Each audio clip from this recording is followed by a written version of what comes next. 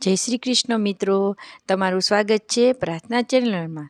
અહીં તમને મળશે જીવનની શાંતિ, ભક્તિથી ભરપૂર બનાવતા આધ્યાત્મિક વિડીયો। આ ચેનલ પર અમે લઈને આવીએ છીએ વિવિધ વ્રત કથાઓ, ધાર્મિક મહત્વ ધરાવતા દિવસોની પૂજા વિધિ, વાસ્તુશાસ્ત્ર, જ્યોતિષના ઉપાયો તેમજ શિવ ચાલીસા, સુંદરકાંડ, ભજન, કીર્તન, સત્સંગ, સ્તોત્ર પાઠ અને દિવ્ય મંદિરોના દર્શન। આપના જીવનમાં સુખ, શાંતિ અને સમૃદ્ધિ લાવવા એ જ અમારું ધ્યેય છે। તો આવા જ અવનવા વિડીયો જોવા માટે તો અમારી ચેનલને સબસ્ક્રાઈબ કરો અને આવી માહિતી તમારા ફ્રેન્ડ અને પરિવાર સાથે જરૂર શેર કરો અને પ્રાર્થના ચેનલ સાથે હંમેશા જોડાયેલા રહો। આજના વિડીયોમાં આપણે વાત કરીશું પરિવર્તિની એકાદશી વિશે। આ એકાદશી ક્યારે આવે છે, તેનું વ્રત કેવી રીતે કરવાનું હોય છે, તે વ્રતની વિધિ શું છે, તે બધું આપણે આજના વિડીયોમાં જોશું।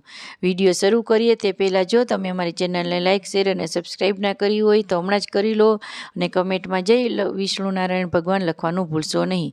પરિવર્તિની એકાદશી ભાદરવા મહિનાની શુક્લ પક્ષની એકાદશીના દિવસે આવે છે। પરિવર્તિની એકાદશીનો મહિમા અતિ વિશાળ છે। માન્યતા મુજબ ચાતુર્માસ દરમિયાન ભગવાન વિષ્ણુ ક્ષીરસાગરમાં શેષનાગની શૈયા પર શયન કરે છે। 4 માસ સુધી ભગવાન આરામમાં રહે છે, પરંતુ પરિવર્તનની એકાદશીના દિવસે તેઓ એકવાર પરિભ્રમણ કરે છે।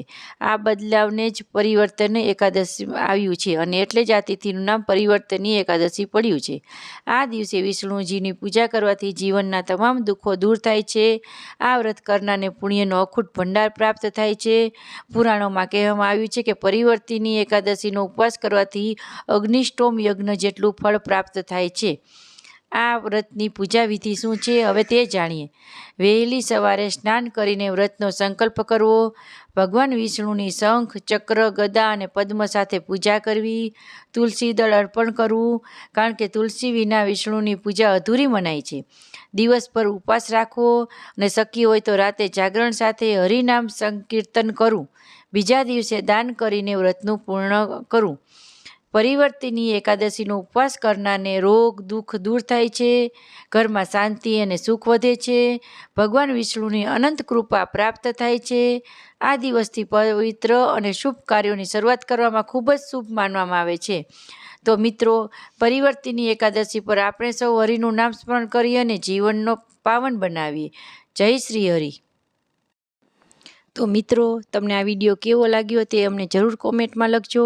જો તમને આ વિડીયો ગમ્યો હોય તો લાઇક અને શેર કરવાનું ભૂલશો નહીં। અમારી ચેનલ પ્રાર્થના પર આવી જ રીતે વ્રત કથા, જ્યોતિષ, વાસ્તુશાસ્ત્ર, ભજન અને અનેક ધાર્મિક વિષયો મળતા રહેશે।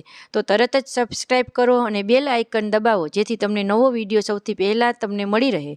ભગવાનની કૃપા હંમેશા આપ પર રહે તેવી શુભકામના સાથે ફરી મળીએ આવતીકાલે એક નવા અને પવિત્ર વિષય સાથે। જય શ્રી કૃષ્ણ।